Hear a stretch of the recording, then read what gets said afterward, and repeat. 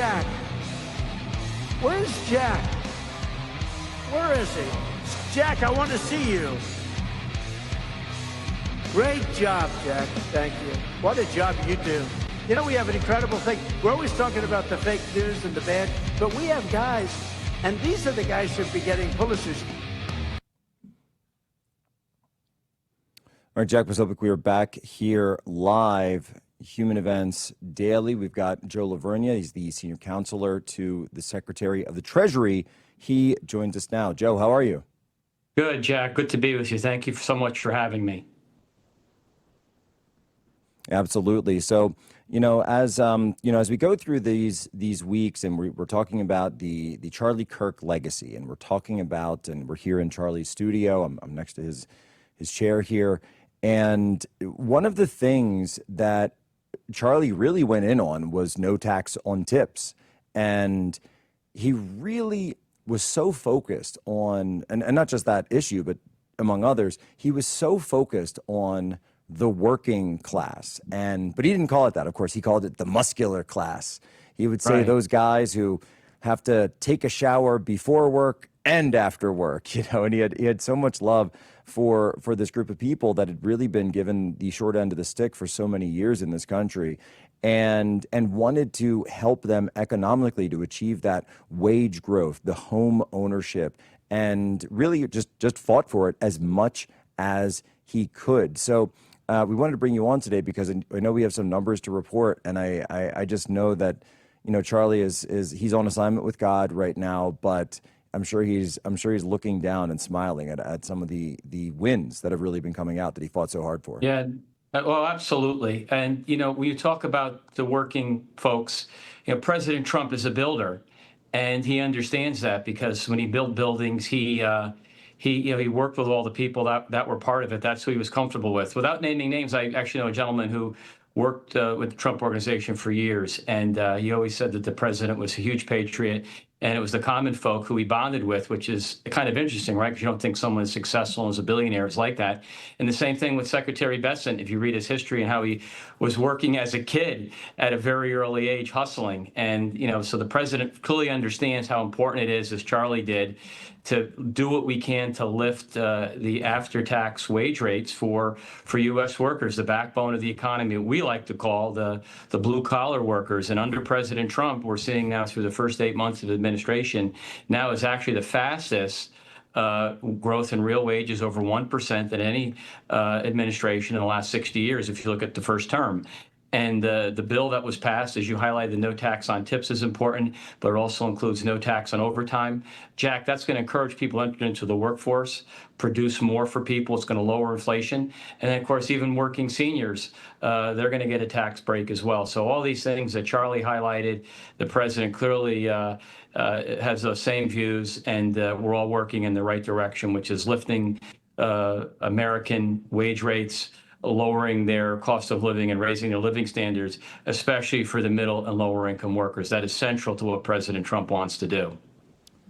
Well, it's something that, I remember last year, Charlie would, be telling us, I'm in the back of the Uber, and I'm telling the Uber driver all about no tax on tips. And I got his address, and we're going to send him a ballot. And, he'd be out at dinner somewhere, and he wrote it on all the receipts, vote for Trump, no tax on tips. And of course he was in Arizona, but wherever he was in his travels, that whenever he would meet people who were, Uber drivers, waiters, servers, anyone in that, anyone who, is in an industry where they have tips, right?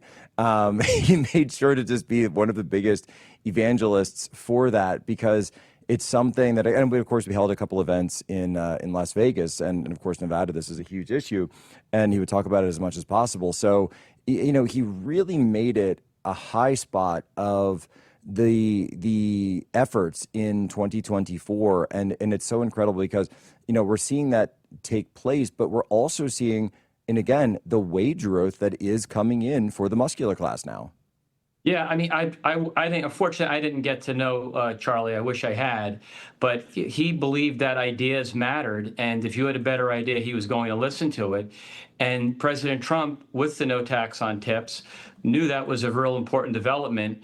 And what was a great novel idea that made it, Jack, into the legislation is you talk about waiters and waitresses and other people that depend on tips for their livelihood, but digital asset creators, content creators are also now part of this bill because that's how they earn their money, through voluntary paid tips, or what we call qualified tips.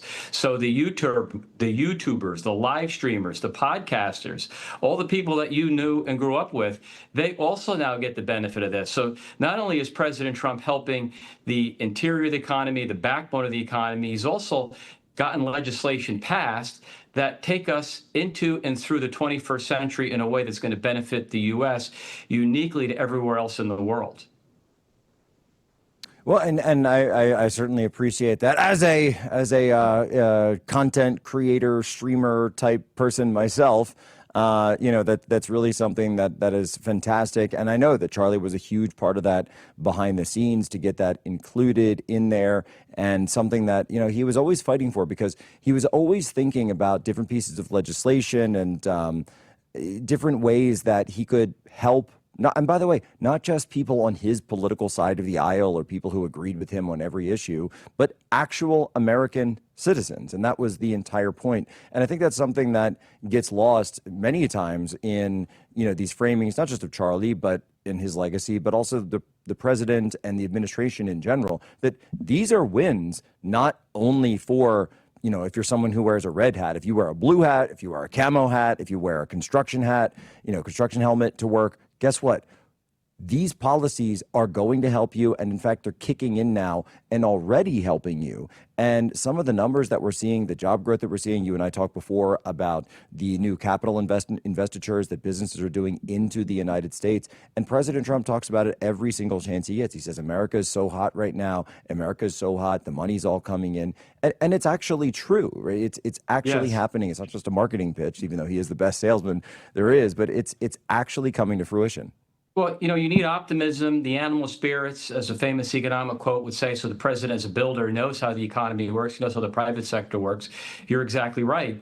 One of our earlier conversations, we talked way back about the blue-collar boom that was starting pretty much the minute that the president took office. But we also see much stronger CapEx, Jack, as you allude to. We're at almost a 15-year high or close to it in terms of capital spending. We've yet to benefit fully from the full expensing of capital equipment. That is going to continue to engineer much faster investment by companies. When companies invest more, they can produce more, they make more profits, and they can pay their workers more. In addition, because President Trump's a builder and he wants to make things, and factories and reindustrializing and reinvigorating the manufacturing base, which was really depleted and exhausted under both Democrats and Republicans, this revival, this golden age, if you will, now can start because of the president's forward-looking policies, such that companies are going to make and build things here, and they'll be made by American workers. They will be employed by American workers. And Secretary Besson as well has made this point. What will that mean? It will mean rising wages for everyday Americans. As the Secretary has said many times, Wall Street has done well, and we like Wall Street to do well, but this is mainstream's turn. They need to do well. That was the overriding unique characteristic of the first Trump administration, where middle and lower class families outperformed the upper end. They had the biggest wage gains, real wage gains they had essentially in history. In basically the first 3 years of President Trump's first term, you had something like 2 to 3 times the cumulative gain in the prior 16 years. So the president knows what makes the economy work, and he's got great people like Secretary Besson to put his policies in place. And Jack, the best news is still ahead. 4% GDP nearly last quarter. Looks like we may be at 4% this quarter. I'm just super optimistic on the outlook. And quick question, Joe. I have to ask as well, the interest rate cuts that we finally see this situation with Powell, something the president has been pushing for so long. Just before we go to the break, I know we have about a minute left, and I know you have to run. What do we expect to see from finally getting these interest rate cuts?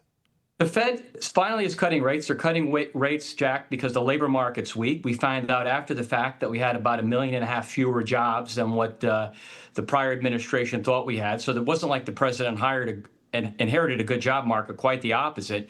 We're upbeat, though, that all the capital spending in the building will lead to much higher growth. But there are pockets of the economy that could certainly benefit from lower rates. Housing, one, certain areas of manufacturing. And we know from the first Trump term, you could have fast growth and low inflation. So why hold the economy back with high rates? The Fed has cut. The good news is they're signaling in their projections they need to cut more. Understandably, the president has been frustrated with the slow pace of the cuts. But I think finally they're moving in that direction, and that will just give the economy an added prop. We'll be able to produce more, and that will mean actually lower inflation, faster growth. It's a fantastic story, and again, very consistent with why voters put the president back in office, because of the successes he had in his first term. Joe LaVorgna, Counselor to the Secretary of the Treasury. Thank you so much, Joe, for being here and for your kind words about Charlie. God bless. We'll be right back. Jack Posobiec, Real America's Voice, Human Events Daily, the Charlie Kirk Studio.